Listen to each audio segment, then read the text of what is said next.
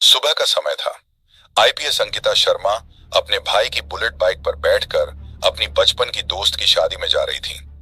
ना कोई सरकारी गाड़ी, ना कोई सिक्योरिटी गार्ड और ना ही कोई वर्दी। वो बिल्कुल एक आम लड़की की तरह लग रही थी। उम्र करीब 30 साल, चेहरे पर सादगी, लेकिन आंखों में एक अलग ही चमक थी। देखने वाले को रत्ती भर भी शक नहीं हो सकता था कि यह लड़की जिले की पुलिस कप्तान है। जैसे ही अंकिता हाईवे के पास पहुंची, आगे पुलिस की बैरिकेडिंग लगी हुई थी।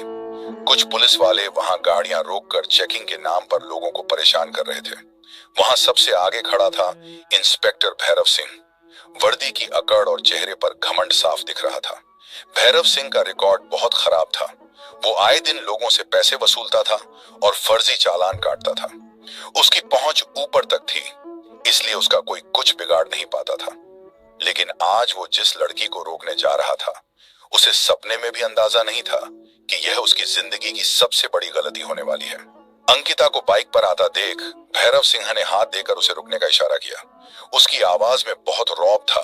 उसने चिल्लाकर कहा, ए लड़की, बाइक साइड में लगा। अंकिता ने बिना कुछ बोले बाइक किनारे लगा दी। भैरव सिंह अकड़ते हुए पास आया और पूछा, कहां जा रही है तू? अंकिता ने बड़े प्यार से जवाब दिया, जी, मैं अपनी दोस्त की शादी में जा रही हूं। भैरव सिंह ने उसे ऊपर से नीचे तक घूरा और ताना मारते हुए बोला, अच्छा, मैडम दावत खाने जा रही हैं, लेकिन तेरा हेलमेट कहाँ है? क्या हेलमेट तेरे पिताजी पहनाने आएंगे? और बाइक भी बड़ी हवा में चला रही थी। तेरी शक्ल देखकर मेरा चालान काटने का मन तो नहीं कर रहा, पर क्या करें, ड्यूटी तो ड्यूटी है, चालान तो कटेगा। यह कहकर उसने अपनी चालान वाली किताब निकाल ली। अंकिता समझ गई कि इसका मकसद चालान काटना नहीं, बल्कि पैसे ऐंठना और बदतमीजी करना है। उन्होंने शांति से कहा, सर, मैंने कोई नियम नहीं तोड़ा है, आप मुझे जाने दीजिए। यह सुनकर इंस्पेक्टर भड़क गया। बोला, ओ मैडम, हमें कानून मत सिखा। पुलिस हम हैं, तुम नहीं। हमें सब पता है क्या नियम है। अंकिता चुपचाप उसे देखती रही। उनकी यह चुप्पी भैरव सिंह को चुभ गई। उसने गुस्से में आवाज ऊंची की, तू ऐसे नहीं मानेगी, तुझे पुलिस का डंडा ही समझाएगा। और अगले ही पल इंस्पेक्टर भैरव सिंह ने आप देखा न था, अंकिता के गाल पर एक जोरदार थप्पड़ जड़ दिया और गुर्रा कर बोला, बहुत सवाल पूछती है, पुलिस जो कहे वो चुपचाप सुनना चाहिए।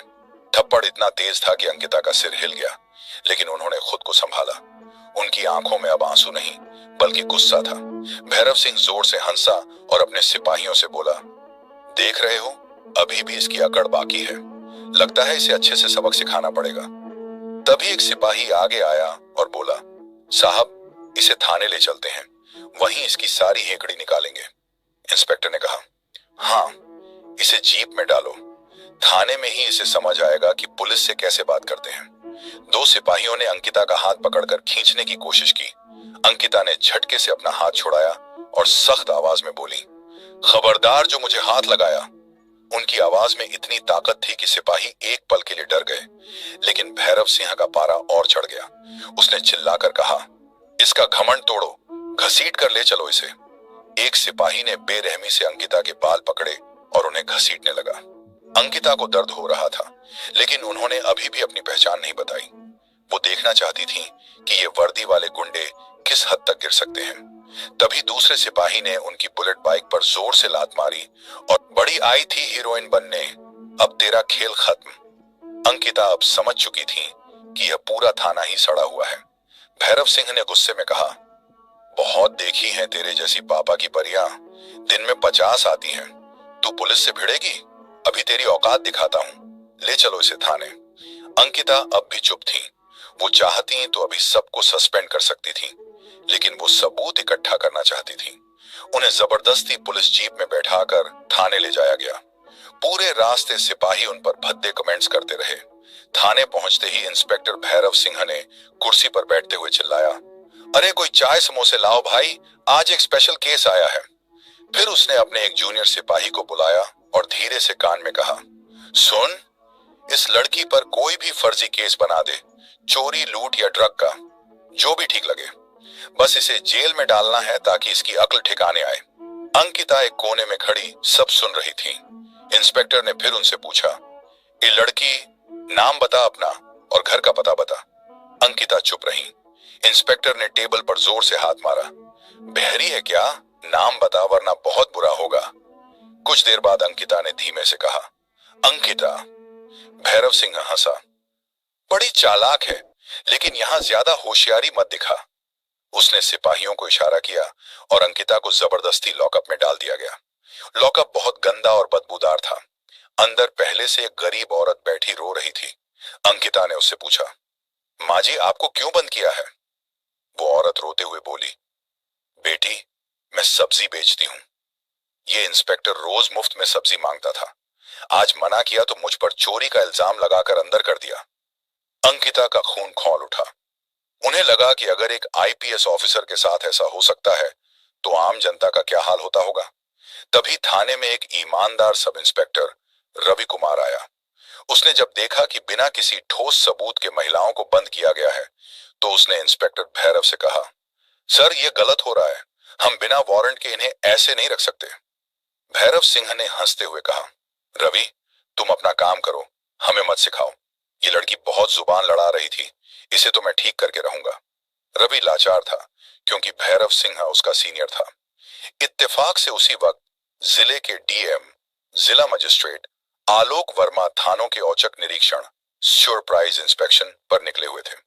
अचानक एक संतरी भागता हुआ अंदर आया और बोला, साहब साहब बाहर बड़ी गाड़ी आई है, डीएम साहब आए हैं। ये सुनते ही भैरव सिंह के हाथ से चाय का कप गिर गया। पूरे थाने में हड़कंप मच गया। तभी डीएम आलोक वर्मा ने थाने में कदम रखा। उनकी नजर सीधी लॉकअप की तरफ गई। उन्होंने इंस्पेक्टर से कड़क आवाज में पूछा, इंस्पेक्टर साहब ये क्या हो रहा है? रजिस्टर कहाँ है? भैरव सिंह पसीना पोंछते हुए बोला, सर कुछ नहीं, बस एक मामूली केस है। एक लड़की हंगामा कर रही थी। तभी डीएम की नजर लॉकअप के अंदर खड़ी अंकिता पर पड़ी। उन्हें देखते ही डीएम साहब चौंक गए। वो अंकिता को पहचानते थे। डीएम ने तुरंत कहा, अरे मैडम आप यहां इस हाल में? भैरव सिंह और बाकी पुलिस वाले यह देखकर हैरान रह गए कि डीएम साहब उस कैदी लड़की से इतने आदर से बात क्यों कर रहे हैं। डीएम ने टेबल पर पड़ी फाइल उठाई जिसमें अंकिता पर चोरी और ठगी का केस लिखा था। डीएम आलोक गुस्से से लाल हो गए। उन्होंने फाइल भैरव सिंह के मुंह पर दे मारी और चिल्लाए, शर्म आती है तुम्हें? इस महिला पर 420 का केस लगाया है। तुम्हें पता भी है ये कौन है? भैरव सिंह की बोलती बंद हो गई। डीएम ने दहाड़ते हुए कहा, ये इस जिले की नई आईपीएस ऑफिसर अंकिता शर्मा है। अभी कल ही इनकी ज्वाइनिंग हुई है। ये सुनते ही थाने में जैसे सांप सूंघ गया हो। इंस्पेक्टर भैरव सिंह के पैरों तले जमीन खिसक गई। उसके चेहरे का रंग उड़ गया। जिस लड़की को उसने थप्पड़ मारा, बाल खींचे, वो उसकी बॉस निकली। अंकिता को तुरंत लॉकअप से बाहर निकाला गया। अब अंकिता का रूप बदल चुका था। उनकी आंखों में वो आग थी जो सब जला सकती थी। उन्होंने शांत लेकिन बेहद सख्त आवाज में कहा, इंस्पेक्टर भैरव सिंह, तुमने वर्दी की गरिमा को मिट्टी में मिला दिया। तुमने मुझ पर हाथ उठाया, फर्जी केस बनाया और उस गरीब सब्जी वाली को भी नहीं छोड़ा। भैरव सिंह कांपते हुए उनके पैरों में गिर पड़ा। मैडम मैडम मुझे माफ कर दीजिए, मुझे नहीं पता था, मुझसे पाप हो गया। अंकिता ने पैर पीछे खींच लिए और बोली, पाप का प्रायश्चित जेल में होता है। अंकिता ने डीएम की तरफ देखा और कहा, सर मुझे इस थाने के पूरे स्टाफ की जांच चाहिए। तभी डरा हुआ सिपाही बोला, मैडम हम तो सिर्फ हुक्म मान रहे थे। इसमें हमारे बड़े साहब एसएसपी सर का भी हिस्सा होता है, वो भी मिले हुए हैं। ये सुनते ही मामला और गंभीर हो गया। डीएम साहब ने तुरंत एक्शन लिया। इंस्पेक्टर भैरव सिंह को उसी वक्त सस्पेंड करके गिरफ्तार कर लिया गया। अंकिता ने एसएसपी के खिलाफ भी सबूत इकट्ठे किए और सरकार को रिपोर्ट भेज दी। शाम तक एसएसपी को भी पद से हटा दिया गया और उनके खिलाफ जांच बैठा दी गई। उस दिन के बाद जिले के हर पुलिस वाले को सबक मिल गया कि वर्दी जनता की सेवा के लिए है, दादागिरी के लिए नहीं। आईपीएस अंकिता शर्मा ने साबित कर दिया कि असली ताकत डंडे में नहीं, सच्चाई में होती है। दोस्तों, अगर इरादे नेक हों तो अकेले इंसान भी पूरे सिस्टम को हिला सकता है। अगर आपको इस शेरनी अफसर की कहानी पसंद आई हो तो वीडियो को लाइक करें और कमेंट में जय हिंद जरूर लिखें। धन्यवाद।